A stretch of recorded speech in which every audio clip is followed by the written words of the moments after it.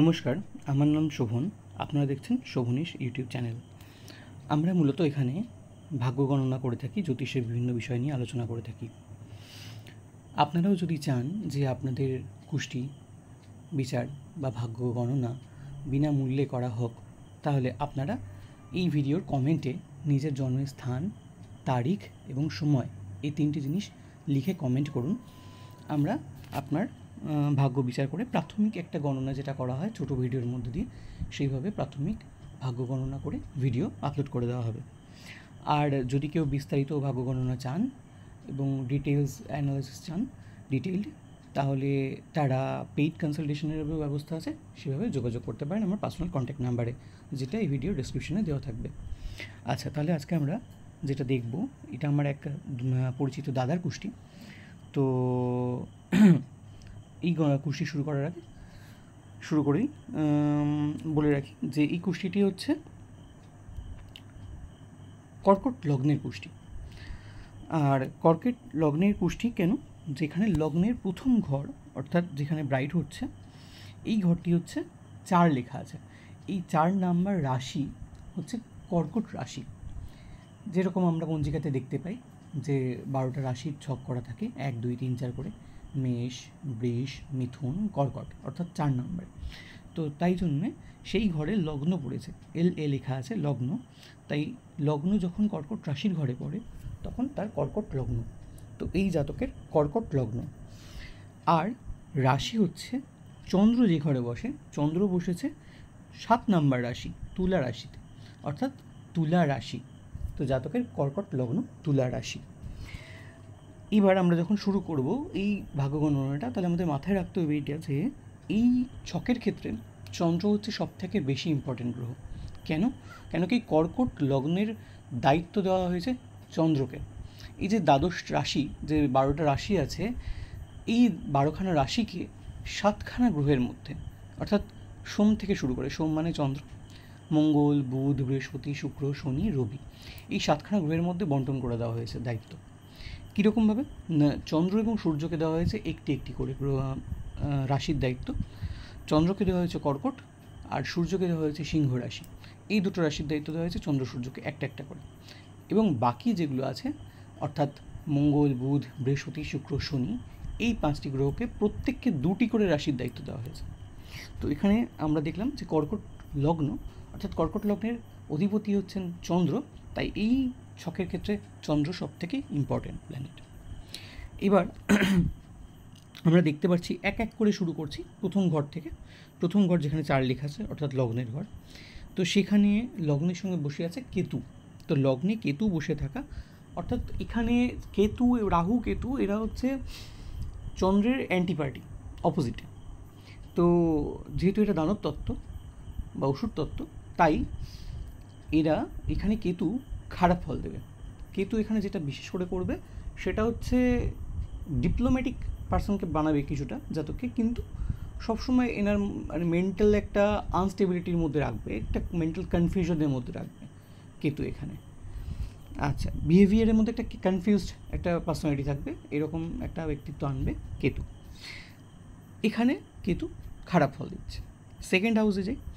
Second house যেটা 5 লেখা আছে, সেই সেকেন্ড হাউস হচ্ছে ডিনোট করে ধন, কুটুম, বাণীকে।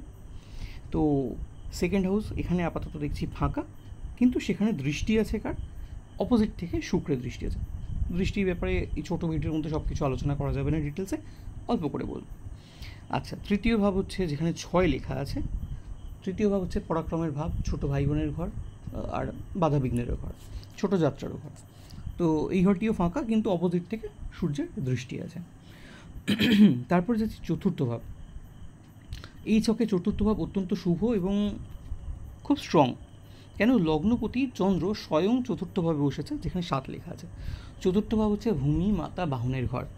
তো সেইখানে লগ্নপতি স্বয়ং বসায় এবং চতুর্থভাবে চন্দ্র দিশাবল পায়, ফলে চন্দ্র এখানে খুব স্ট্রং হয় এবং খুব ভালো ফল দেয়।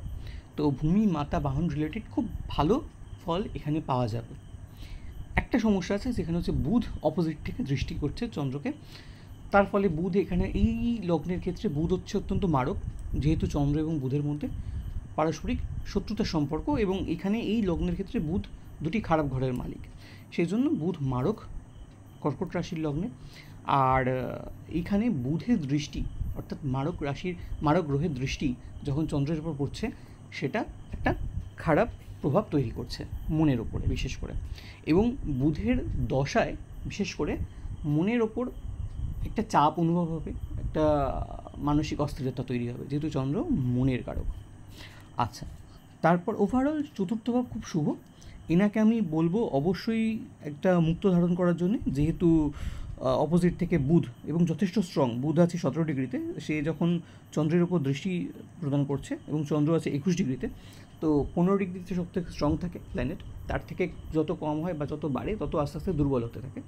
তো সেই জন্যে চন্দ্রের উপর স্ট্রং বুধের দৃষ্টি আছে, সেটা মানসিক অস্থিরতা তৈরি করতে পারে। সেজন্য এনার একটা রূপ ধাতুতে মুক্ত পড়া ভীষণ ভালো ফল দেবে। বিশেষ করে মুক্তটা পড়তে হবে কেড়ে আঙুলে। এবার এই রত্ন ধারণের ব্যাপারে ইনি আমাকে ব্যক্তিগতভাবে যোগাযোগ করলে আমি ডিটেলসে গাইড করে দেবো।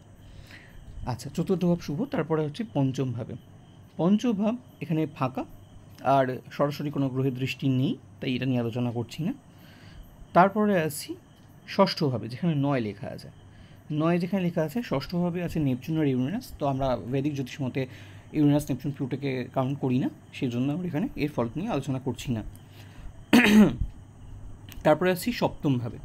সপ্তমভাবে ভীষণ একটা কম্বিনেশন দেখা যাচ্ছে, যেখানে একই সাথে শনি, মঙ্গল এবং রাহু বসে আছে।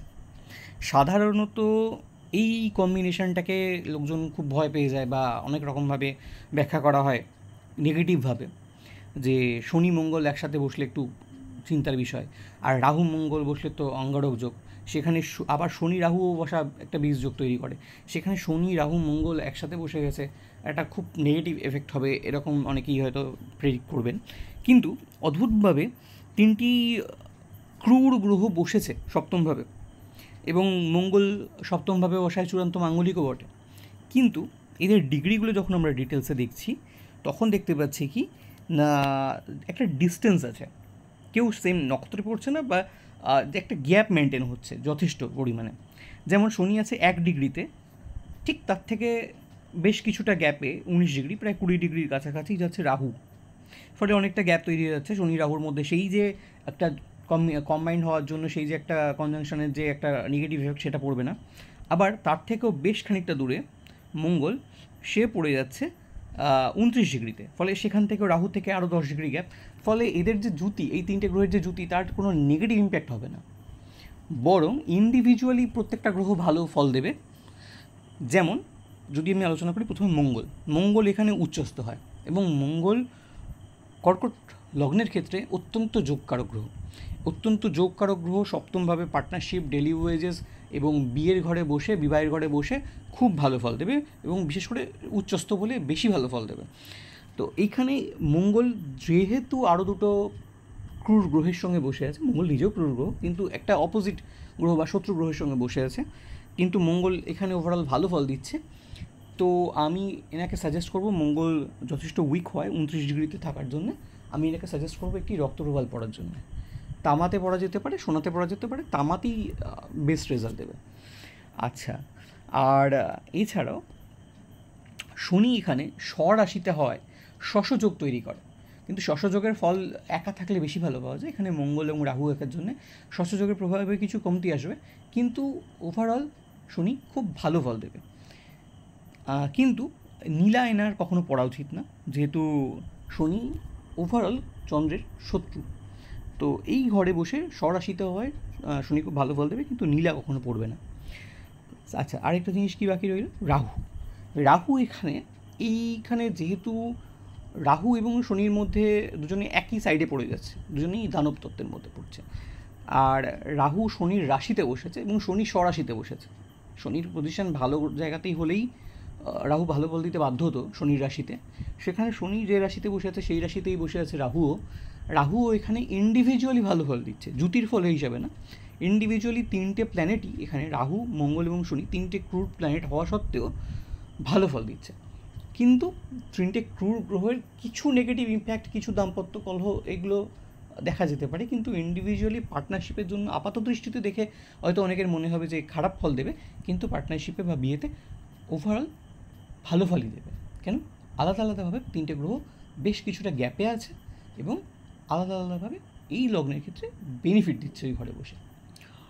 আচ্ছা, তারপরে আমরা আসবো অষ্টম ঘর। অষ্টম ঘরে আছে যেখানে 11 লেখা আছে, সেখানে বসেছে ভেনাস অর্থাৎ শুক্র। তো শুক্র এইখানে খুব ভালো কাজ করতে পারতো কর্কট লগ্নের ক্ষেত্রে, কেন কি দুটো ভালো ঘরের অধিপতি, কিন্তু চন্দ্রের সঙ্গে অপোজিট পার্টিতে থাকার জন্য, চন্দ্র দেবতত্ত্বের মধ্যে, শুক্র দানব তত্ত্বের মধ্যে, যেহেতু দৈত্যগুরু, তো সেই জন্য এখানে শুক্রকে সাম গ্রহ ধরা হয়, মানে সম, অর্থাৎ না শত্রু না মিত্র। যদি ভালো ঘরে বসে ভালো ফল দেবে, খারাপ ঘরে বসলে খারাপ। এইখানে শুক্র অষ্টমভাবে বসার জন্যে খারাপ ফল দেবে। কেন? অষ্টম ভাবটা হচ্ছে অ্যাক্সিডেন্ট, মৃত্যুর ঘর, সিক্রেসির ঘর, অকাল্টেরও ঘর। তো এনার একটা সময় পর, যেহেতু শুক্রাচার্য, একজন আচার্য, এনার অকাল্টের প্রতি ইন্টারেস্ট গ্রো করতে পারে শুক্রের দশা মহাদশায়, অন্তর্দশায়। কিন্তু ওভারঅল যদি ভৌতিক দিক দিয়ে ব্যাখ্যা করা হয় যে এর শুক্রের কী ফল, এখানে ওভারঅল বলতে হবে শুক্রের জন্যে এখানে খারাপ ফলই পাওয়া যাবে এবং অবস্ট্যাকলস বাড়বে লাইফে। আচ্ছা, তারপর আসছি আমরা দশম ভাব, যেখানে 12 লেখা আছে। এইখানে সূর্য বসেছে, সূর্য পঞ্চমপতি, সে গিয়ে ভাগ্যভাবে বসেছে। কেন? নবম ভাব হচ্ছে ভাগ্যভাব। তো সূর্য দ্বিতীয়পতি হয়ে ভাগ্যভাবে বসা ধনপ্রাপ্তির দিক দিয়ে ভালো, ধনের ঘরের মালিক, সে গিয়ে ভাগ্যের ভাবে বসেছে, ধনপ্রাপ্তির জন্য খুবই ভালো। কিন্তু যেটা সমস্যা করবে সেটা হচ্ছে সূর্য একটি ক্রূর গ্রহ, সে পিতার ঘরে বসে, ভাগ্যভাবের সঙ্গে সঙ্গে পিতারও ভাব, নবম ভাবটা, পিতার ঘরে বসে কি করে, একটা ক্রূরতার মাধ্যমে পিতার থেকে একটা দূরত্ব সৃষ্টি করে। তো পিতার সঙ্গে মনোমালিন্য, পিতার সঙ্গে দূরত্ব তৈরি হবে। আর তারও সঙ্গে একটা জিনিস যেটা হবে সেটা হচ্ছে শনিরও এখানে দৃষ্টি আছে, তৃতীয় দৃষ্টি যেটা সপ্তম থেকে দিচ্ছে, সেটা নবমে গিয়েই পড়ছে। তো সেই যে দৃষ্টিটা, সেটাও সূর্যের ওপরে পড়ছে, সূর্য স্বয়ং সেখানে বসে আছে, ফলে পিতার সঙ্গে একটা মনোমালিন্য, পিতার সঙ্গে সম্পর্ক খারাপ, এর একটা পরিষ্কার একটা লক্ষণ প্রকাশ পাচ্ছে এই লগ্নে। আচ্ছা, তারপরে যাচ্ছি দশমভাবে। দশমভাবে আছে বুধ। বুধ দশমভাবে নর্মালি কাজে কর্মে বা ব্যবসায় এইসব দিক দিয়ে ভালো বলা হয়, কিন্তু সমস্যা হচ্ছে বুধ এখানে ভীষণই অ্যান্টিপার্টি চন্দ্রের, যদিও পিতা পুত্র, কিন্তু এদের মধ্যে সম্পর্ক অত্যন্ত খারাপ। তো সেই জন্য বুধ এখানে বসে নেগেটিভ ফল দিতে চাইবে কর্মের দিক দিয়ে, বা যে দৃষ্টিটা সপ্তমে, এটা অপোজিটে দৃষ্টি দিচ্ছে, যেটা চতুর্থভাবে পড়ছে, সেই দৃষ্টির মাধ্যমে খারাপ করার চেষ্টা করবে। যে জন্য আমি প্রথমেই এনাকে চন্দ্র পড়ার জন্য, অর্থাৎ মুক্ত পড়ার জন্য, চন্দ্রের রত্ন পড়ার জন্য আমি সাজেস্ট করেছিলাম। তো বুধ এখানে ওভারঅল খারাপ করার চেষ্টা করবে একটা, কেন কি বুধ এখানে মারক গ্রহ এই লগ্নের ক্ষেত্রে।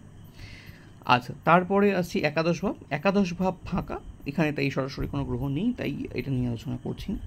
তারপর আসছে দ্বাদশ ভাব। দ্বাদশ ভাব হচ্ছে বৃহস্পতি বসে আছে। দ্বাদশ ভাবে বৃহস্পতি হচ্ছে এই লগ্নের ক্ষেত্রে ভাগ্যপতি চলে গেছে দ্বাদশ ভাবে। এখানে অ্যাকচুয়ালি খারাপ ফলই দেওয়ার কথা, যদিও একটা স্পিরিচুয়াল অ্যাসপেক্ট আছে দ্বাদশ ঘরে। দ্বাদশ ঘরটা হচ্ছে মোক্ষের ঘর, নির্বাসনের ঘর, জেলযাত্রার ঘর, দূরে সেটেলমেন্টের ঘর, বিদেশ ভ্রমণের ঘর। তো এই সমস্ত দিক থেকে বিচার করে এর মধ্যে স্পিরিচুয়াল অ্যাসপেক্টে বৃহস্পতি খুব লাভ দেবে, বাকি অন্য দিক দিয়ে নেগেটিভ দেওয়ার কথা। কিন্তু এখানে দেখা যাচ্ছে যে বৃহস্পতি শুধুমাত্র দ্বাদশভাবে বসেছে তাই নয়, বৃহস্পতি এই লগ্নের ক্ষেত্রে ষষ্ঠপতি, এবং ষষ্ঠপতি হয়ে দ্বাদশভাবে বসা, অর্থাৎ 6, 8, 12 এই তিনটে ঘরের মধ্যে যে কোনো একটি ঘরের মালিক হয়ে এই তিনটেরই মধ্যে যে কোনো একটি ঘরে বসলে বিপরীত রাজযোগ অ্যাক্টিভেট হয়, যদি লগ্নপতি স্ট্রং হয়। একটু টেকনিক্যাল ব্যাপার, সবাই হয়তো বুঝবে না, যাই হোক মোটামুটি বুঝতে হবে যে দ্বাদশভাবে বসে বৃহস্পতি খারাপ ফল দিতেও পারতো যদি চন্দ্রের অবস্থান ভালো না হতো। চন্দ্র যেহেতু এই লগ্নের ক্ষেত্রে স্ট্রং হয়ে রয়েছে, লগ্নপতি স্বয়ং স্ট্রং এবং চতুর্থভাবে বসেছে, এবং বৃহস্পতি 6, 8, 12 মধ্যে একটি ঘরের মালিক, অর্থাৎ ষষ্ঠভাবের মালিক হয়ে দ্বাদশভাবে বসেছে, তাই বিপরীত রাজযোগ অ্যাক্টিভেট হওয়ার জন্য এখানে বৃহস্পতি অত্যন্ত ভালো ফল দেবে, ভালো ফল দিতে বাধ্য হবে। কিন্তু তা বলে এনার কখনো বৃহস্পতি রত্ন পোখরাজ পড়া উচিত না। তাই আমরা ওভারঅল যেটা পুরোটা অ্যানালাইসিস করে দেখার পর বুঝতে পারছি এনার 2টি রত্ন পড়া উচিত। এক মুক্ত, 2 রক্তপ্রবাল।